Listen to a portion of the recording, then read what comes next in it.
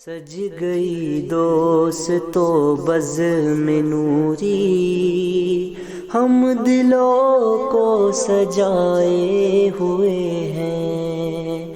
آج موسم آج موسم ہے کتنا سہانا، میرے سرکار آئے ہوئے ہیں۔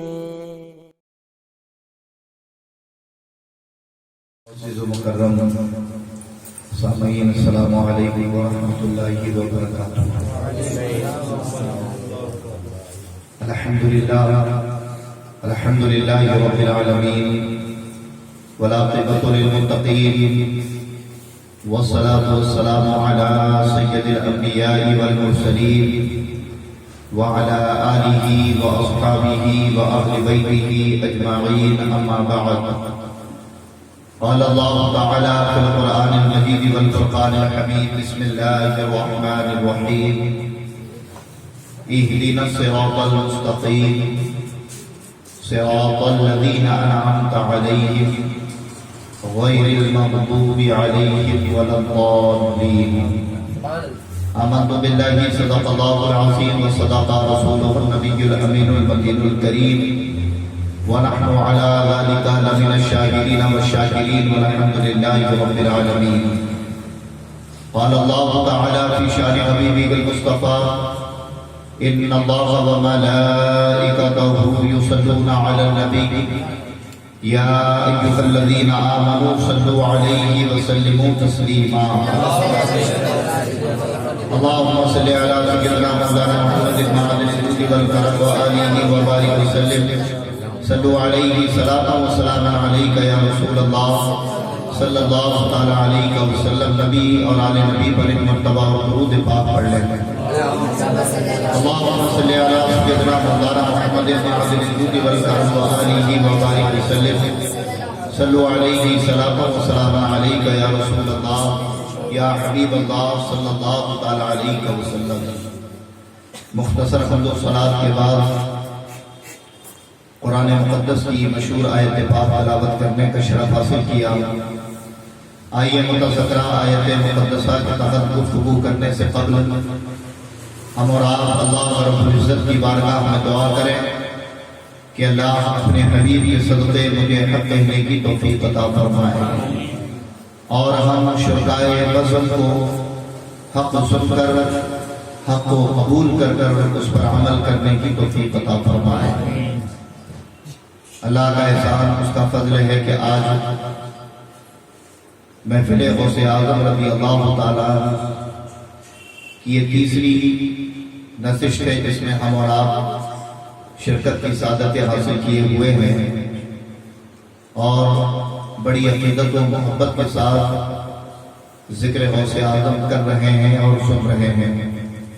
اللہ تبارک و تعالی ہماری اس محفل کو، ہمارے سننے کو اپنی بارگاہ میں قبول فرمائے، اور حضور سیدنا غوث اعظم رضی اللہ تعالیٰ عنہ کے فیوض و برکات سے ہم سب کو مالا مال فرمائے۔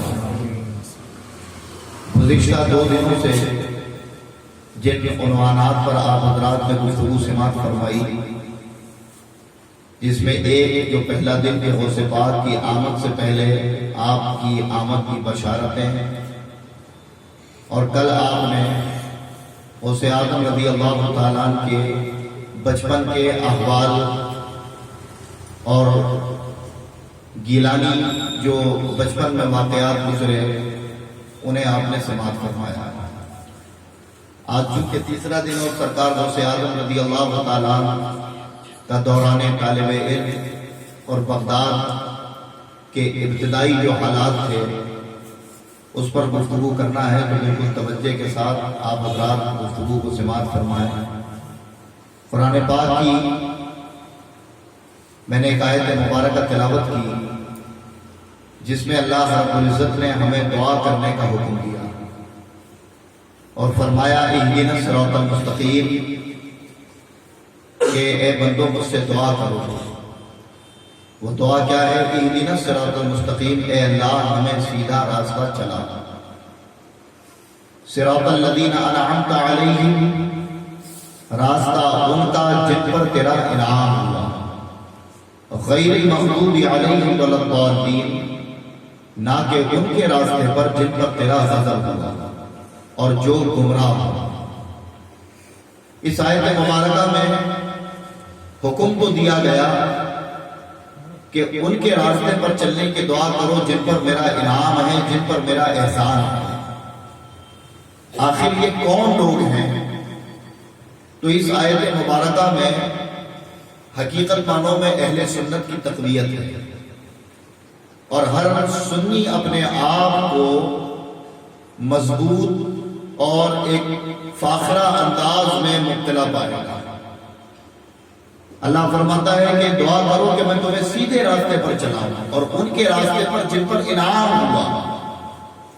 لیکن یہ نہیں بتایا گیا اس آیت پاک میں کہ وہ کون لوگ ہیں جن پر اللہ کا انعام ہے، جن پر اللہ کا احسان ہے۔ یہ ہیں کون لوگ، یہ نہیں بتایا گیا۔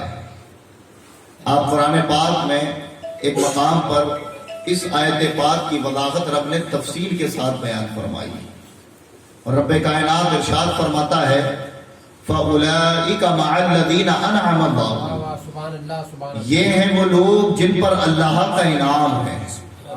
فرمایا من النبیین والصدیقین والشہداء والصالحین، اور رب کائنات فرماتا ہے وَحَسُنَ أُولَئِكَ رَفِيقًا، یہ کیا ہی اچھے ساتھی ہیں۔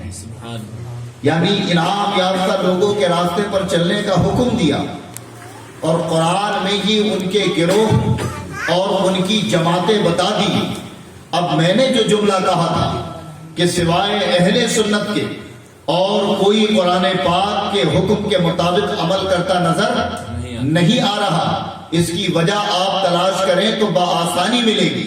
آپ دیکھیں کہ ہر جماعت اور ہر اپنے آپ کو مسلمان کہنے والا جب نماز پڑھتا ہے، اس آیت مبارکہ کو پڑھ رہا ہے، اس کا ترجمہ وہ بھی جانتا ہے، قرآن پاک کی وہ دوسری آیت جو میں نے پڑھی اسے بھی وہ پڑھ رہے اور اس کا ترجمہ جانتے ہیں، لیکن اس کے باوجود اگر آپ تلاش کرنے نکلیں گے تو کسی کے اندر صحابہ کا بغض، کسی کے اندر اہل بیت کا بغض، کسی کے اندر اولیاء اللہ کی نافرمانی، کوئی اکابروں کا بغض اپنے دلوں میں لیے بیٹھا ہوا ہے۔ سوائے اہل سنت کے کوئی جماعت ایسی نظر نہیں آئے گی کہ جس میں اللہ والوں میں سے کسی کا بھی بغض اور کسی کی بھی عداوت نظر آ جائے۔ یعنی وَحَسُنَ أُولَئِكَ رَفِيقًا، جو رب نے کہا کہ یہ کیا ہی اچھے ساتھی ہیں۔ اگر ہم مشاہدہ کریں ہماری جماعت کا تو انبیاء سے ہم جملہ انبیاء سے محبت ہم کریں، جملہ صحابہ سے محبت ہم کریں، جملہ اہل بیت سے محبت ہم کریں، جملہ شہداء سے محبت ہم کریں، اور رب کائنات فرماتا ہے کہ ان سب پر اللہ کا انعام، اور جو ان سب سے محبت کرے وَحَسُنَ أُولَئِكَ رَفِيقًا، یہ بڑے اچھے ساتھی ہیں، یعنی یہ خود بھی کامیاب ہیں اور ان کے ساتھ رہنے والے بھی کامیابی کو پائیں گے۔ اللہ تبارک و تعالیٰ نے، اللہ کا فضل ہے کہ ہمیں اس جماعت میں پیدا کیا کہ جس میں گستاخی کا کوئی جنس موجود نہیں، اور یہ عزو قرآن ہے، یہ مرضی کی بات نہیں۔ دنیا میں ہر آدمی اپنے آپ کو حق پر کہنے اور حق پر بتانے پر آمادہ ہے۔ ہر جماعت سے پوچھو وہ کہے گا نہیں میں حق پر ہوں، ہم ہی صراط مستقیم پر ہیں۔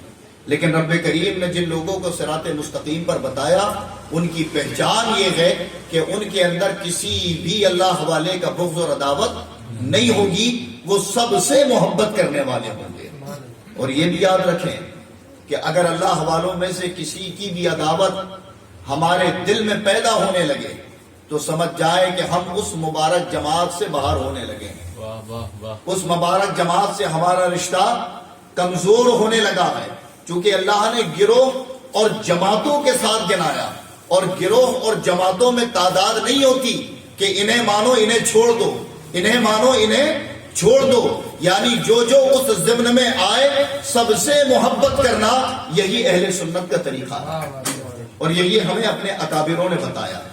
اولیاء اللہ کی جماعت سے محبت کرنا، اور فرمایا وَحَسُنَ أُولَئِكَ رَفِيقًا، یہ کیا ہی اچھے ساتھی ہیں، تو ان کا ساتھ جہاں دنیا میں کام آنا ہے وہیں آخرت میں بھی کام آئے گا۔ سرکار غوث پاک کی ہم نے مجلس سجائی، اور آج یہ تیسرا دن ہے اور بڑے عقیدت کے ساتھ ہم ذکر غوث اعظم سن رہے ہیں. اس کی وجہ کیا ہے؟ اس کی وجہ یہ ہے کہ ان سے ہم اپنا رشتہ، اپنا ربط اور اپنا تعلق مضبوط کر رہے ہیں اللہ کے حکم کو پڑھ کر کہ ان کے ساتھ ہو جاؤ کہ ان کا ساتھ بڑا ہی پیارا ہے. تو ہم اپنا ربط، اپنا تعلق مضبوط کر رہے ہیں. بظاہر ہم نے غوث اعظم کو نہیں دیکھا، لیکن ہمارا یہ عقیدہ ہے کہ غوث پاک فرماتے ہیں کہ میں پوری دنیا کو اپنی ہتھیلی پر رائی کے دانے کے برابر دیکھا کرتا ہوں. غوث پاک فرماتے ہیں کہ میرا مرید مغرب میں ہو، میں مشرق میں، اور اگر وہ مجھے پکارے تو میں اس کی امداد کرتا ہوں. اور ایسے کئی ایک واقعات جو آپ کی کرامتوں سے متصل ہیں ہوئے بھی کہ جب آپ کے عاشقوں نے آپ کو پکارا تو غوث اعظم نے اس دور میں بھی اور اس دور میں بھی اپنے عاشق اور اپنے غلام اور مریدوں کی مدد فرمائی. تو بلا شبہ ہم نے نہیں دیکھا، لیکن ہمارا یہ ایمان اور عقیدہ ہے کہ غوث اعظم ہمیں دیکھ رہے ہیں. سرکار غوث اعظم ہمیں دیکھ رہے ہیں، اور یہ دیکھنا اس وقت کام آئے گا جب ہمارا کوئی ساتھی نہیں ہوگا، جب کوئی مددگار نہیں ہوگا، اور سب ہمیں کہیں کہ جاؤ کسی اور کے پاس جاؤ، جاؤ کسی اور کے پاس جاؤ. اور اللہ کے نبی صلی اللہ تعالی علیہ وسلم فرماتے ہیں کہ اللہ رب العزت نے مجھے یہ شان عطا فرمائی ہے کہ بروز محشر مجھے مقام محمود تو دیا جائے گا، لیکن میں جسے چاہوں گا وہ شفیع بنے گا. میں جسے چاہوں گا وہ شفیع بنے گا اور میری امت کی شفاعت کرے گا. اور بلا شبہ غوث پاک رضی اللہ تعالیٰ عنہ کی شفاعت کے تعلق سے امام عشق و محبت اعلیٰ حضرت تو اپنے ایک مقطع میں اتنی خوبصورت بات فرماتے ہیں کہ آپ نے نبی پاک کی اس بات کی تصدیق کر دی اور بتا دیا کہ دیکھو ہم کتنے بڑے آقاؤں کے غلام ہیں. آپ فرماتے ہیں کہ تیری سرکار میں لاتا ہے رضا اس کو شفیع. کیا فرمایا؟ بہت بار سنا اس شعر کو، اس کی تشریح نہیں سنی ہوگی.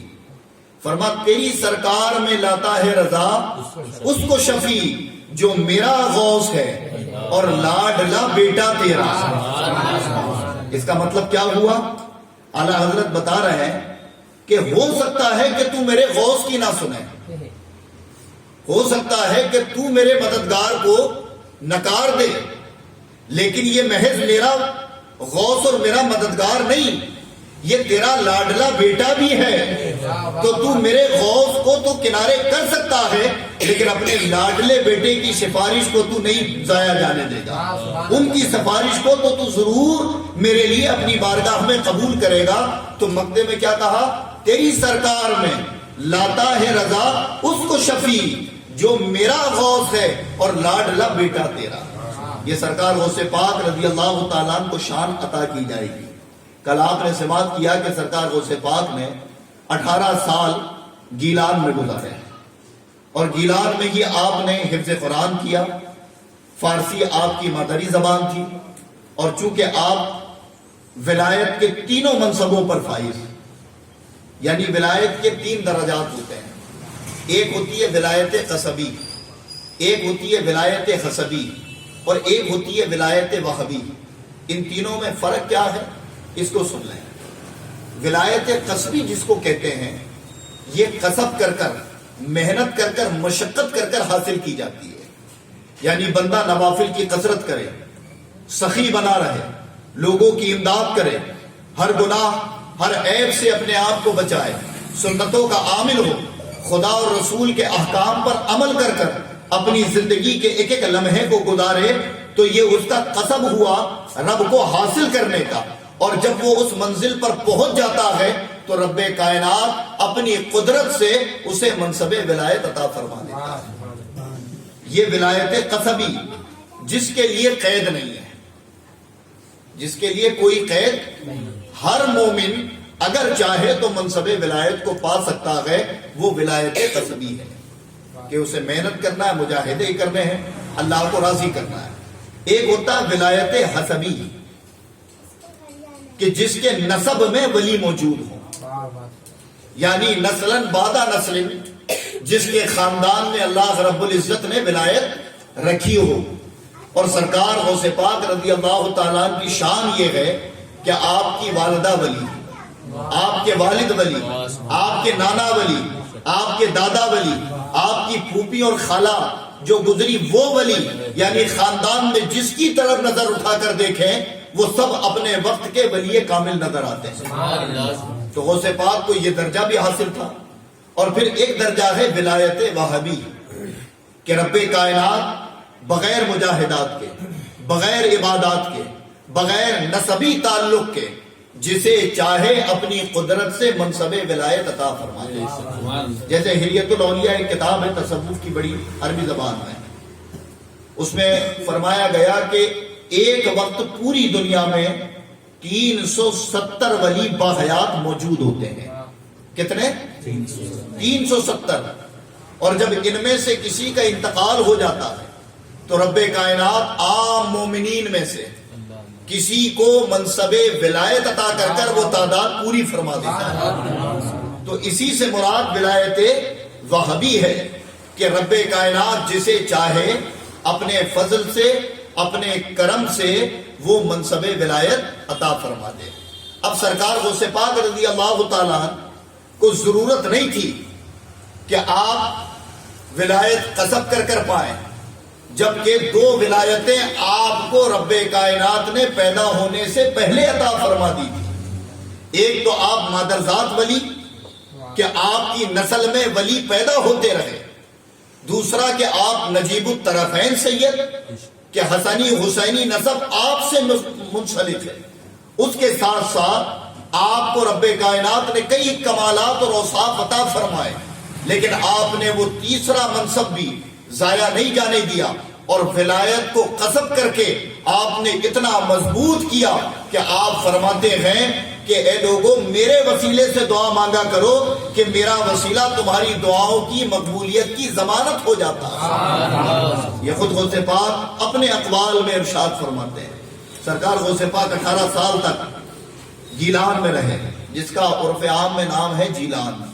چونکہ عربی میں گاف نہیں ہوتا تو لوگوں نے جیلان کہنا شروع کر دیا، ورنہ وہ اصل معنوں میں گیلان تھا۔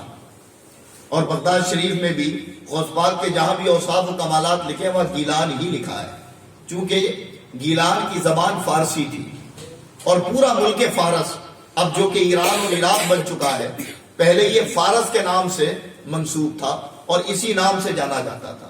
تو یہاں کی اصل زبان پہلے عربی نہ تھی، یہ بعد میں صدیاں گزرنے کے بعد یہاں لوگوں نے زبان عربی جاننا شروع کی۔ لیکن چونکہ بغداد جو ہے، بغداد اسلامی ممالکوں کا کیپٹل رہا ہمیشہ سے، اور یہاں بڑے بڑے ائمہ نے، بڑے بڑے اولیاء نے اپنا وقت گزارا، تو علمی لیاقت کی وجہ سے وہاں کی عام زبان عربی ہو چکی تھی، اور وہاں لوگ عربی زبان بولتے اور جانتے، پڑھتے اور پڑھایا کرتے تھے۔ بہرحال 18 سال کی عمر میں سرکار غوث پاک نے اپنی والدہ سے اجازت لی کہ امی جو علوم میں نے یہاں حاصل کیے، اب مجھے اس کی تکمیل کے لیے اور اعلیٰ درجے کی تعلیم کے لیے بغداد کی طرف رخ کرنا ہے۔ والدہ نے جب یہ سنا اور یہ ذوق جب دیکھا تو بلا تاخیر اپنے بیٹے کو اجازت دے دی اور 40 اشرفیہ آپ کو عطا کی۔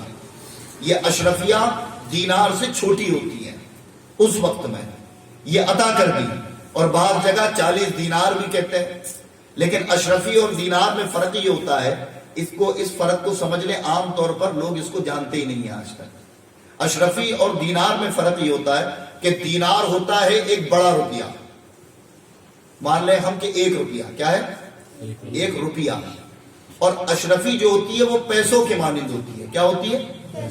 پیسوں کے مانند۔ تو جب کئی 1 اشرفیہ ملے تو مقدار دینار تک پہنچتی ہیں۔ تو اتنا پیسہ بہرحال آپ نے دیا، اور بعض روایتوں میں دینار کا بھی حکم آتا ہے۔ والدہ نے روانہ کر دیا، اور جب آپ نے ایک قافلے کے ساتھ 18 سال کی نوجوانی کی عمر میں بغداد کا رخ کیا، تو کئی دنوں کی مسافرت کے بعد آپ نے کئی ایک ایسے واقعات درپیش آئے جو آپ نے سنا ہے۔ عام طور پر چور جو ہیں وہ راہ ہدایت پر آ گئے، راستے میں غربا اور مساکین ملتے، تو وہی پیسہ جو چوروں سے بچ چکا تھا آپ غربا اور مساکین کو تقسیم کرتے جاتے، اور حال یہ ہوا کہ جب آپ بغداد کی سرحد تک پہنچے تو تو جو ماں نے آپ کو دیا تھا اس میں سے ایک پیسہ بھی آپ کے پاس نہیں بچا، سب کا سب آپ نے خیرات کر دیا۔ جب آپ بغداد کی سرحدوں پر پہنچے تو سرحد ابتدا ہوتی تھی دریائے دجلہ سے، کہ دریائے دجلہ کے کنارے پورا بغداد بسا ہوا۔ جب آپ وہاں پہنچے تو حضرت خضر علیہ السلام نے آپ کو روک دیا، اور روکنے کے بعد کہا اے عبد القادر تمہیں ابھی بغداد میں داخلے کی اجازت نہیں ہے۔ اور روایت میں ہے کہ تقریباً 7 سالوں تک سرکار غوث اعظم رضی اللہ تعالیٰ عنہ دریائے دجلہ کے کنارے بغداد کی سرحد پر رکے رہے اور وہی اپنا گزارا کیا، جو ملتا کھاتے ورنہ کئی دن فاقوں میں گزار دیا کرتے۔ پھر وہ وقت آیا کہ آپ کو بغداد کے اندر جانے کی اجازت ملی، تو آپ کے نانا حضرت عبداللہ سومئی کے مریدین کثرت سے بغداد میں تھے اور ایک اہل خانقاہ بھی موجود تھے۔ تو آپ کے نانا نے آپ کو کہا کہ ان کی خانقاہ ہمیں پہنچ جانا اور جا کر آنے کا سبب بتانا، تو بغداد میں آنے والی دشواریوں کو وہ بہت حد تک کم کریں گے، چونکہ ان کا رعب ہے، ان کا دبدبہ ہے، اور لوگ ان کی بڑی عزت اور تعظیم کیا کرتے ہیں۔ سرکار غوث پاک جس رات اس خانقاہ کی طرف بڑھے تو بڑی تیز بارش تھی، جسم بھیگ چکا تھا، بھوک سے جسم الگ نڈھال تھا، اور جب خانقاہ کے قریب پہنچے تو دیکھا کہ خانقاہ کا دروازہ بند ہے اور رات زیادہ ہو چکی۔ تو غوث پاک تربیت یافتہ تھے، آپ نے جاتے ہی خانقاہ کے دروازے پر دستک نہیں دی بلکہ قریب ہی پوری رات گزاری، اور جب صبح فجر کے وقت خانقاہ کا دروازہ کھلا سرکار غوث پاک اندر تشریف لے گئے، اپنے آنے کا مقصد بتایا۔ پھر وہ بزرگ جو حضرت عبداللہ سومئی کے خلیفہ اور مرید تھے انہوں نے بڑا استقبال کیا اور کہا بیٹا آنے کا مقصد تو بڑا بہتر ہے، بغداد کی سرزمین پر 2 بڑے ادارے ہیں، 2 بڑے جامعے ہیں، ایک مدرسۃ الانحاف اور ایک مدرسۃ الجامعہ نظامیہ، یہ دونوں مدارس میں سے تم جس میں چاہو داخلہ لے لو۔ سرکار غوث پاک کچھ دیر خاموش رہے اور پھر آپ نے مدرسۃ النظامیہ کو چنا۔ اس پر ایک بڑی پیاری تحقیق یہ ہے کہ ہر دور میں اسلامی مملکت میں پہلے مدارس قائم کیے جاتے تھے، پھر وہ مدارس جا کر یونیورسٹی میں تبدیل ہوتے تھے۔ ہر ایک سلطنت نے، چاہے وہ سلجوقی سلطنت ہو، عثمانی سلطنت ہو یا ان سے پہلے عباسی حکومت ہو، ان تمام سلطنتوں نے اپنے اپنے دور میں جن علاقوں اور شہروں کو فتح کیا اور جہاں اسلام کا پرچار کیا تو ان کا سب سے پہلا کام ہوتا تھا مسجدوں کی تعمیر اور اس کے ساتھ ساتھ مدارسوں کی تعمیر، جو کہ شاید آج مسلمانوں کے ذہن سے بھی ختم ہو گیا۔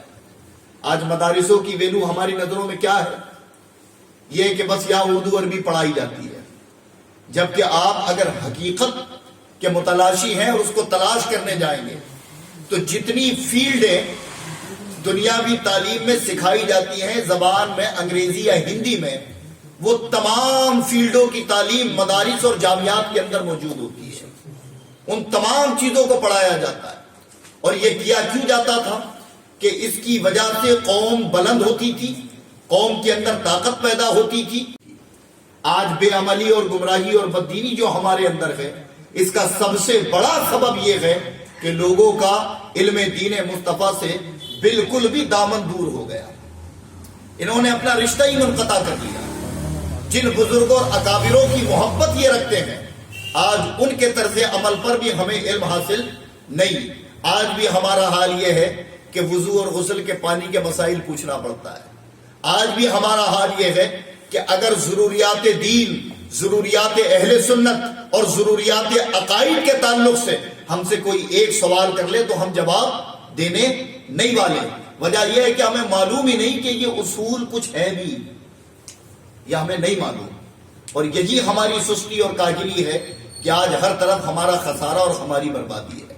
سرکار غوث پاک خانقاہ میں پہنچے، جامعہ نظامیہ میں آپ نے داخلہ لیا، اور جب داخلہ لیا تو 8 سالوں تک مسلسل آپ نے اس مدرسے میں علم کی تکمیل کے لیے ہر ایک علوم پر پی ایچ ڈی کی یعنی مہارت حاصل کر لی۔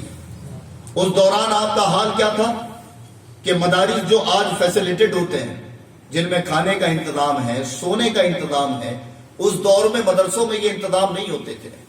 ہاں یہ سنیں کہ جس مدرسے میں آپ نے داخلہ لیے وہ مدرسہ صدیوں سے قائم تھا، اور غوث پاک رضی اللہ تعالیٰ کی آمد سے 30 سال پہلے ہی وہ یونیورسٹی میں منتقل ہوا تھا، جس کے پرنسپل امام غزالی رہے۔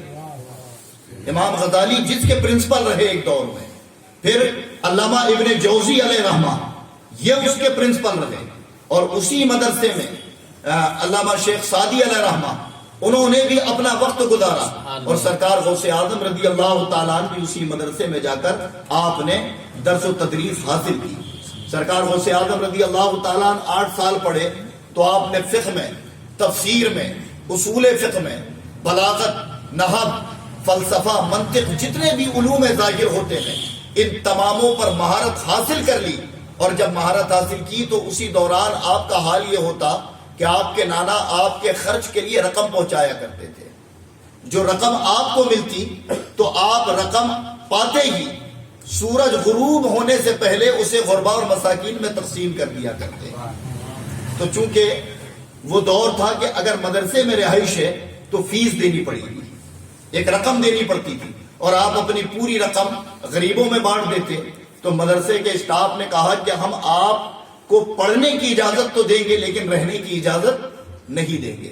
پھر سرکار غوث پاک کا حال یہ تھا کہ آپ درسگاہ کے وقت مدرسے کی کلاسوں کو اٹینڈ کرتے، اور پھر جب فارغ ہوتے تو بغداد کے جنگلات کی طرف نکل جاتے، اور جنگلات میں جا کر اپنی کتابوں کا مطالعہ کرتے۔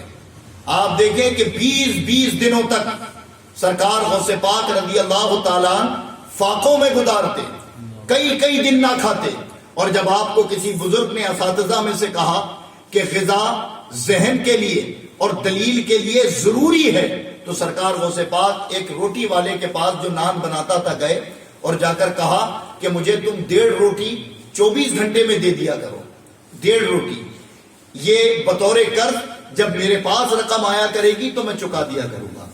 کئی مہینے آپ نے 1.5 روٹی کھا کر 24 گھنٹے گزارے، اور پھر کچھ وقت ایسا بھی آپ پر آیا کہ سرکار غوث اعظم رضی اللہ تعالیٰ کے فاقوں کی وجہ سے آپ اتنے کمزور ہو جاتے کہ دریائے دجلہ کے کنارے آپ جاتے اور وہاں اگنے والے سبزے ہریالیوں کو اکھاڑتے اور اس کو کھاتے، اور اسے اتنی کثرت سے آپ نے کھایا کہ آپ کی گردن اور کانوں میں اس کے اثرات نظر آنے لگے، وہ سبزہ کے اثرات نظر آنے لگے، اور پھر جب حد سے زیادہ تکلیف بڑھ جاتی تو آپ زمین پر لیٹ جاتے، اور زمین پر لیٹ کر آپ کیا کہتے؟ فَإِنَّ مَعَ الْعُسْرِ يُسْرًا، فَإِنَّ مَعَ الْعُسْرِ يُسْرًا، کہ ہر مصیبت کے بعد آسانی، جو قرآن کی آیت ہے، ہر مصیبت کے بعد آسانی، یہ آپ کا طریقہ رہتا۔ اچھا، یہ فاقہ مجبوری تھی یا شوق؟ اسے سمجھنا ہے پہلے۔ ایک ہوتا ہے مجبوری، اب آپ کے پاس نہیں ہے کھانے کو اور آپ خوددار بھی ہیں، تو ظاہر ہے کہ آپ بھوکا رہنا پسند کریں گے لیکن کسی کے سامنے ہاتھ نہیں پھیلائیں گے، یہ مجبوری ہوئی۔ تو مجبوری میں فاقہ اٹھانا یہ ترک نفس نہیں ہے، سمجھ آئی بات؟ یہ صوفیہ کی باتیں ہو سکتا ہے کہ یہ ہمارے سر کے اوپر سے چلی جائے، لیکن ذکر غوث پاک ہے تو اس کو سن لیں۔ مجبوری میں فاقہ اٹھانا یہ ترک نفس، ہاں یہ جد و جہد نہیں ہے، یہ اپنی نفس کے ساتھ جہاد۔ چونکہ تو مجبور ہے اس لیے بھوکا ہے، اس میں کمال کچھ نہیں۔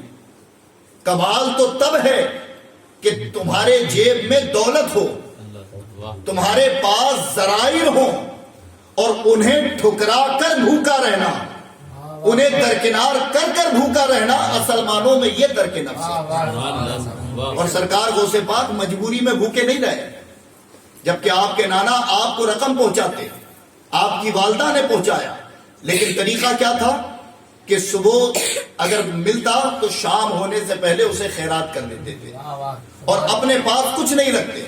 یعنی آپ نے یہ بھی بتایا کہ میں جو بھوکا رہا، مشقتیں اٹھائی، یہ ترک نفس تھا، یہ خدا کی قربت پانے کا ذریعہ تھا، نہ کہ میں مجبور تھا، اور نہ مجبوری کی وجہ سے میں نے بھوک اور پیاس کو برداشت کیا۔ سرکار غوث پاک ایک مرتبہ اتنے بھوک سے نڈال ہو گئے کہ آپ کو گش آنے لگا، یعنی آپ چکر کھا کھا کر زمین پر گر جاتے ہیں۔ تو بغداد کی ایک مسجد تھی جس میں عام طور پر آپ جا کر اللہ کی عبادت کرتے اور اپنی کتابوں کا مطالعہ کیا کرتے تھے۔ سرکار غوث پاک رضی اللہ تعالیٰ جب بھوک سے چور ہو گئے تو اس مسجد میں گئے اور ایک ستون کے پاس سمٹ کر بیٹھ گئے۔ اب بیٹھے ہیں اور رب کائنات سے لو لگائے کہ اے رب میں تیری ہر رضا پر راضی ہوں، اگر تو مجھے بھوکا رکھنا چاہتا ہے تو یہ تیری رضا۔ لیکن آپ فرماتے ہیں کہ مجھے اس وقت یہ بھی احساس ہوا کہ شاید آج میری زندگی کا اختتام ہو جائے گا، کہ جسم اتنا نڈھال ہو گیا۔ ابھی آپ اسی فکر میں تھے کہ ایک شخص اور مسجد میں آیا جس کے ہاتھ میں ایک پوٹلی ہے۔ وہ آیا اور ایک صحن ستون کے پاس بیٹھ گیا، اور بیٹھنے کے بعد اس نے وہ پوٹلی کھولی تو اس میں بنا ہوا گوشت اور روٹیاں تھیں۔ اسے وہ نکال کر کھانا چاہتا، اس نے توڑا نوالا بنایا اور اپنے منہ کی طرف لے گیا تو غوث پاک اتنے بھوکے تھے کہ جب اسے کھاتا ہوا دیکھا تو آپ کا بھی منہ کھلنے لگا۔ بھوک کی وجہ سے آپ کا منہ کھلا۔ اس شخص کی نظر پڑ گئی، وہ تڑپ گیا اور کہا بھائی آپ بھی آ جائیں، لیکن چونکہ خوددار بھی تھے، سخی ابن سخی ہیں، لوگوں کو عطا کیا، کسی سے کبھی مانگا نہیں۔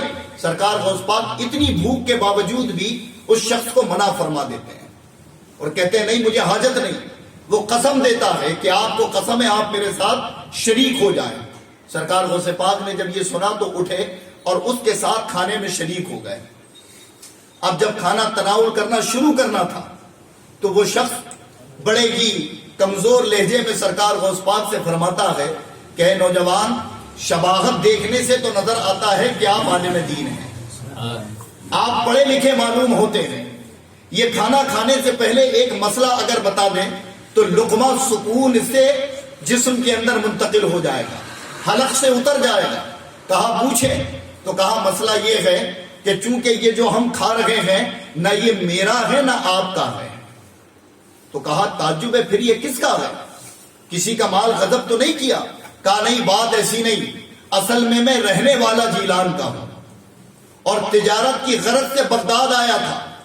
جب بغداد کے لیے نکل رہا تھا تو بغداد کی ایک پارسا بیوی جن کا نام فاطمہ ام الخیر ہے، نکلتے وقت جب انہیں میرے بغداد آنے کی خبر ملی تو انہوں نے 8 دینار جو کہ بڑی رقم ہوتی اس دور میں وہ میرے سپرد کی اور کہا کہ بغداد جاؤ تو بغداد میں میرا بیٹا عبد القادر ہے، اسے تلاش کرنا اور جا کر یہ سرمایہ اسے دے دینا کہ کئی دنوں سے نہ میں نے اسے دیکھا اور نہ اس کے حال کو معلوم کیا۔ میں نے سنا کہ بغداد قحط سے جوجھ رہا ہے، کہیں میرا بیٹا بھوک اور پیاس اور قحط میں مبتلا نہ ہو، یہ رقم اسے دینا۔ میں نے ان سے وعدہ کیا، رقم لی اور جیلان سے بغداد آ گیا۔ میں نے اپنا کام کیا اور قحط کی وجہ سے پھر دیکھا کہ میری جو رقم تھی وہ خرچ ہو گئی اور میرا دیوالا نکل گیا اور میرے پاس ذاتی طور پر اب اپنے گزارے کے لیے کچھ بھی نہیں بچا۔ تو میں نے 3 دنوں تک تو صبر کیا، ایک دن بھوکا رہا، دوسرے دن بھوکا رہا، تیسرے دن بھوکا رہا، اور جب بھوک حد سے زیادہ بڑھ گئی تو پھر وہ 8 دینار جو مجھے بطور امانت دی گئی تھی انہی میں سے نکال کر میں نے کھانا خریدا ہے۔ یہ کھانا میں نے اسی پیسوں میں سے خریدا۔ سرکار غوث پاک دیکھتے ہیں، مسکراتے ہیں، کہا یہ اسی شخص کا کھانا ہے، اس عبد القادر کا، کہ جسے میں تلاش کرتا ہوں اور وہ ملتا نہیں۔ سرکار غوث پاک اتنے بھوکے تھے، آپ کی آنکھوں میں آنسو آ گئے اور آپ آسمان کی طرف چہرہ اٹھا کر کہتے ہیں پروردگار تو اپنے عبد القادر پر کتنی مہربانی فرماتا ہے کہ اس کے وقار اور اس کی خودداری کو سلامت رکھنے کے لیے تو اگر کھلا بھی رہا ہے تو عبد القادر کو عبد القادر کا کھلا رہا ہے، کسی اور کا نہیں۔ سرکار غوث پاک فرماتے ہیں کہ میرے بھائی پریشان نہ ہو، وہ جس عبد القادر کو تم تلاش کر رہے تھے دسترخوان پر وہی تمہارے ساتھ بیٹھا ہوا ہے۔ آپ دونوں نے مل کر کھانا کھایا، جو بچا ہوا تھا، سخاوت دیکھیں، جو بچا سرکار غوث پاک نے وہ بھی اسے لوٹا دیا، اسے عطا کر دیا، اور پھر اس رقم میں جو پیسہ بچا تھا اس میں سے کچھ اپنے پاس رکھا اور کچھ اسے دے کر کہا کہ یہ تمہارے کام آئے گا۔ سرکار غوث پاک رضی اللہ تعالیٰ کی یہ سخاوت تھی۔ آپ 20 دن تک فاقوں میں رہتے اور دریائے دجلہ کے کنارے جا کر آپ درختوں کی چھالیں کھا کر اپنی بھوک مٹا لیا کرتے تھے۔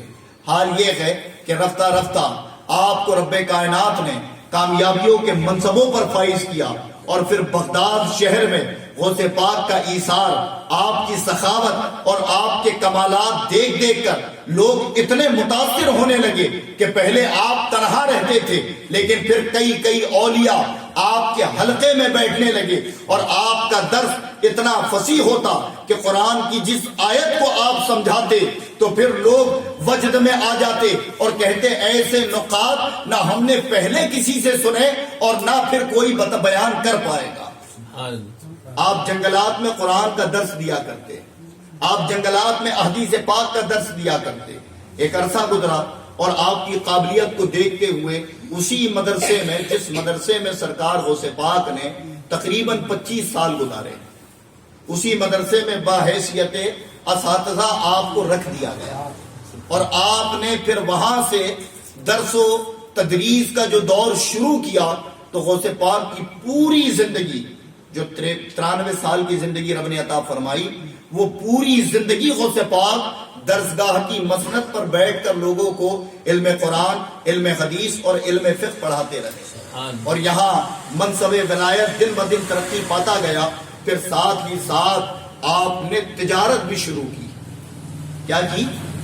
تجارت بھی شروع کی، اور سرکار غوث پاک اتنے بڑے تاجر بنے کہ ان کی تجارت کا حال، ان کے بزنس کا حال اور خانقاہ کے جو اصول تھے، انشاءاللہ تبارک و تعالی میں تفصیل کے ساتھ آپ کو کل آپ کی سماعتوں تک پہنچانے کی کوشش کروں گا۔ آج چونکہ وقت کم تھا تو میں نے کم وقت میں آج کی گفتگو کو تو کمپلیٹ کرنے کی کوشش کی۔ انشاءاللہ اس کے بعد کے جو واقعات ہیں وہ تفصیلاً میں آپ تک پہنچانے کی کوشش کروں گا۔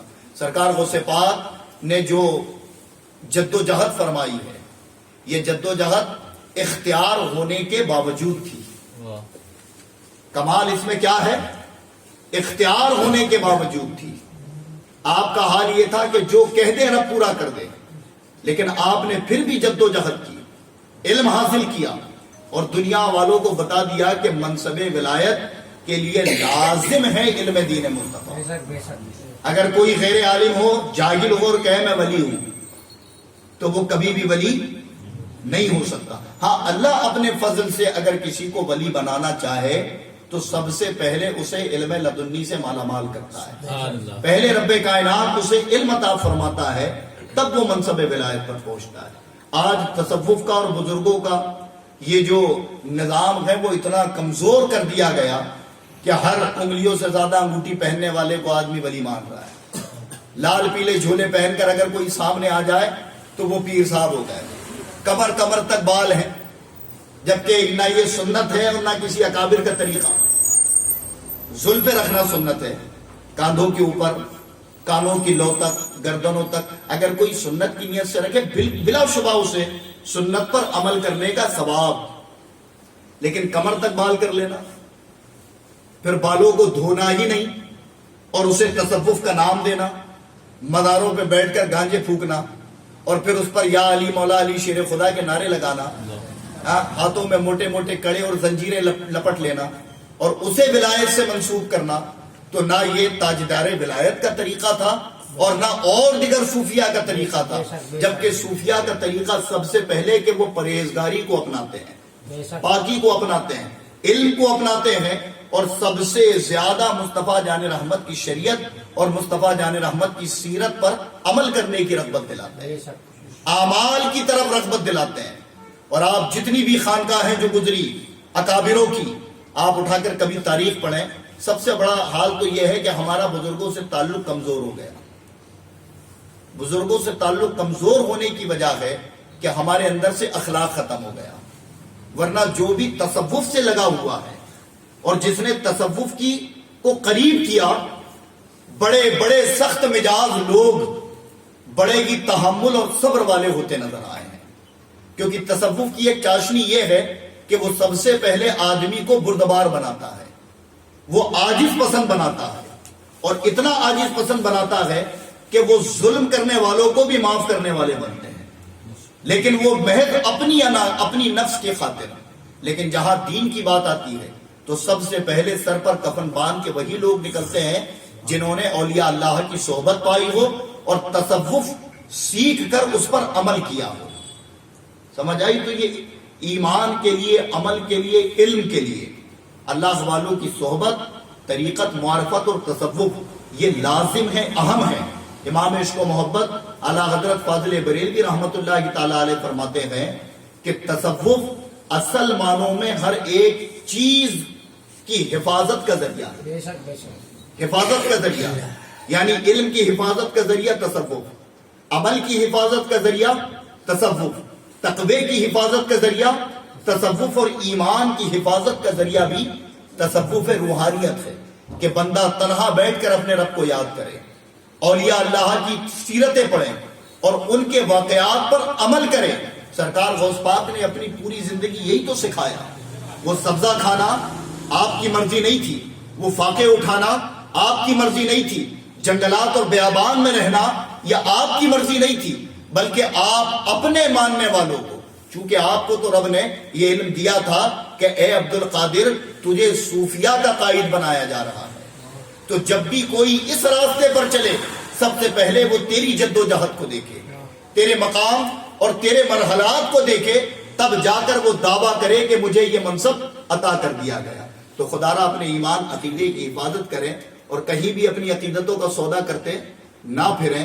بلا شبہ اولیاء اللہ کی شان متفرق ہوتی ہے، الگ الگ لباس اور الگ الگ چہروں میں ہوتے ہیں، لیکن بظاہر جو شریعت کا پابند نہیں وہ منصب ولایت پر کبھی نہیں ہو سکتا اگر وہ سالک ہونے کے باوجود شریعت کو پامال کرتا ہو. تو سالک سمجھتا ہے، سالک ہوش مند آدمی.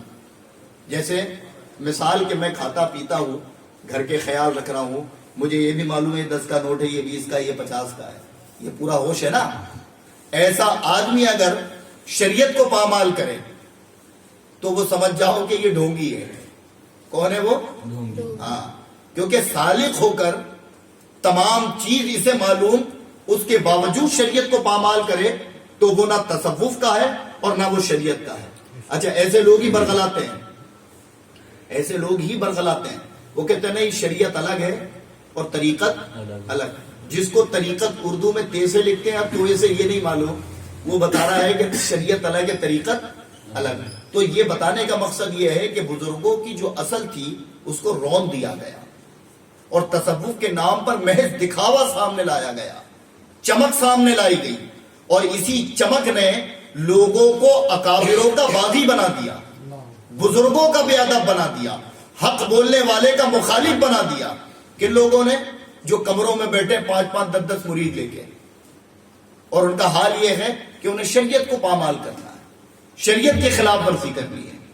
اللہ تبارک و تعالی ہمیں بچائے اور اکابروں کے صحیح نقش قدم پر عمل کر کر ہمیں راہ تصوف پر چلنے کی اللہ توفیق عطا فرمائے. استغفر اللہ ربی من کل ذنب واتوب الیہ، لا الہ الا اللہ محمد رسول اللہ صلی اللہ تعالی علیہ وسلم.